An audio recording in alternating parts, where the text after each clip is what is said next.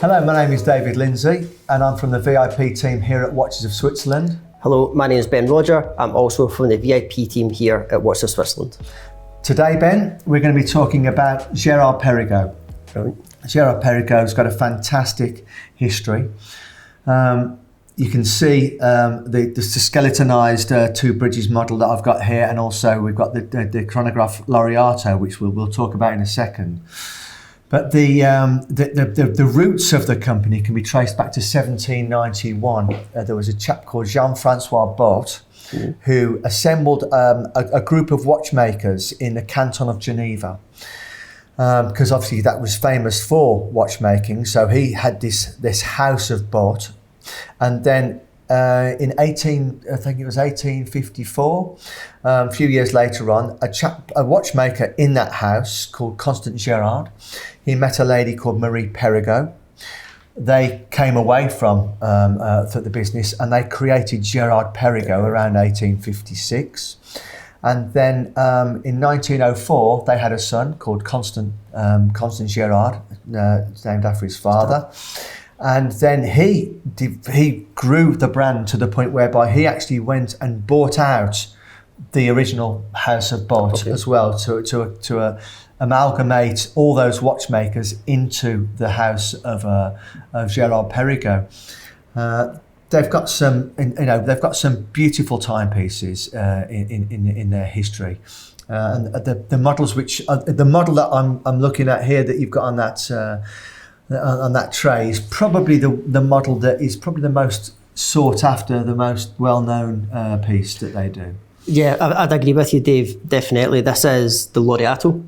So it's first released in 1975, the Laureato. Very recognisable just from its octagonal bezel. This is the chronograph version of it, which is a 42mm case. Mm-hmm. The case and the bracelet in this model is made of 904L steel, which is used in aeronautics. It's very hypoallergenic as well.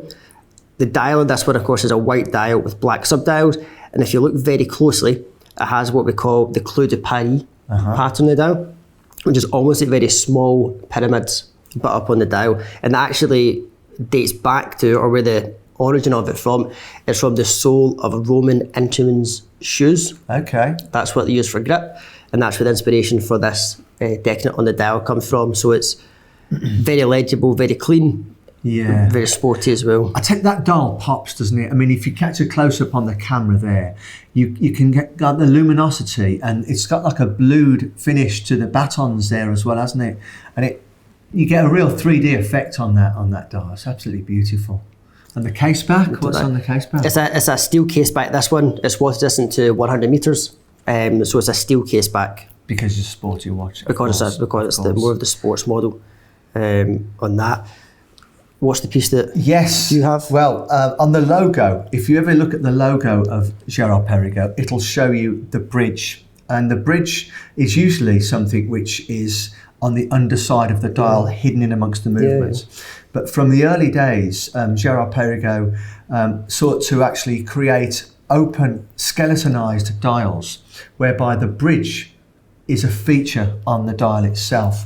So here you've got these two bridges, and this is a great size case. This case is 45mm, but it's rose gold, and the contrast of the rose gold on the skeletonized movements is beautiful. You've got the bottom bridge there, which is holding the balance wheel, which is the beating heart of the movement, and then above this here you've got the second bridge, the larger bridge, which is holding the hands as it goes. You've also got the visibility of the rotor, top left here as well, self-winding movements. You can see the mainspring there to the right. So this really is a work of art, and it's in line with the logo of Girard-Perregaux, which has the actual bridge, on all of their collateral. So yes, and this is a labour of love. I love this watch. So if you want to find out more about Girard-Perregaux watches, please contact your nearest Watches of Switzerland showroom.